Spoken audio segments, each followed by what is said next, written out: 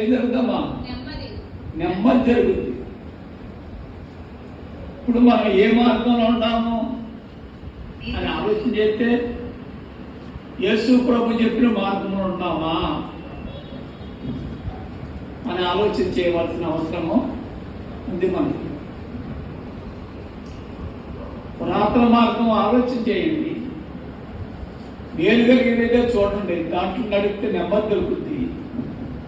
ఇప్పుడు యేసు ప్రభు ద్వారా మళ్ళీ రాబోయే కాలం నుంచి మాట్లాడలేదు. నేను అప్పుడు కాలం మాట్లాడుతున్న అక్షయ గ్రంథంలో 26:7 కొరకు మనం నీతిమంతుల మార్గము సమముగా ఉండును, నీతిమంతుల త్రోవను నీవు సరళము చేయుచున్నావు.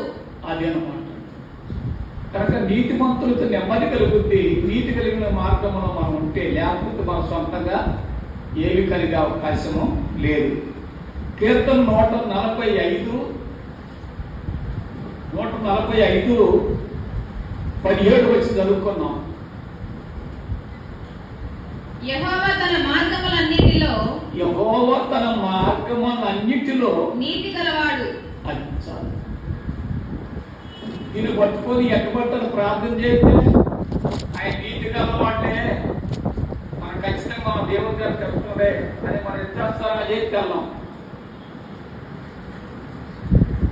ఆయన చెప్పిన మార్గం ఉంది, ఆ మార్గానికి పోవాలి. ఆయన చెప్పిన మార్గానికి దగ్గరికి వెళ్తే ఆయన ఉన్న స్థలంలోకి, ఆయన ఏర్పాటు చేసిన స్థలంలోకి మనం వెళ్తాం. లేకపోతే వెళ్ళం. మన ఇష్టానుసారంకి వెళ్తే ఆ మార్గం కూడా ఆయన ఏర్పాటు చేసింది. ఆయన ఏర్పాటు చేసిన మార్గం వెళ్తే ఆయన గమ్యానికి వెళ్ళినట్టు మనం కూడా గమ్యానికి వెళతాం. లేకపోతే వెళ్ళే అవకాశం లేదు. చదువు ఇంకొక వచనము.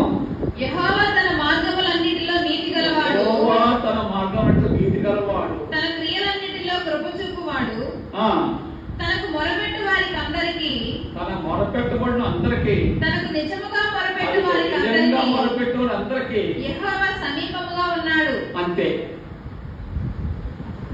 ఆయన చెప్పిన మార్గములో మనం ఉంటే, ఆయన చెప్పిన మార్గాలలో మనం నడుచుకుంటా గమ్యానికి వెళితే మనకు ఒక గురి ఉంటుంది, మనకు ఒక పద్ధతి ఉంటుంది, మనకు ఒక ఆశ ఉంటుంది. అది తీరిపోతుంది, నెమ్మది దొరుకుతుంది.